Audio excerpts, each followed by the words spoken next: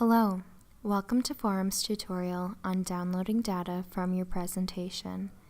My name is Maddie, and I will be guiding you along in a step-by-step process on how a presenter can access all the questions and poll results from their past meetings. Accessing this data can lead to helping you discover more about your audience and alter future presentations. Here's how to access past Forum presentation data.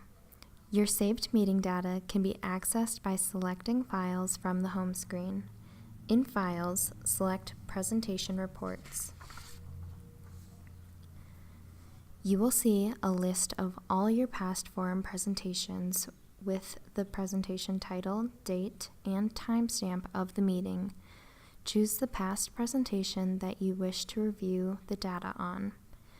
Once you click into the meeting, you can see questions and poll results from the meeting. Select the data you want to view.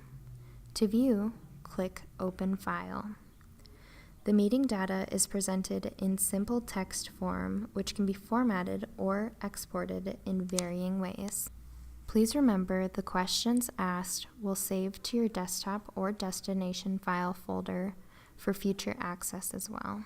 For more videos like this, please visit our Help Center at www.holdaforum.com under the Support tab.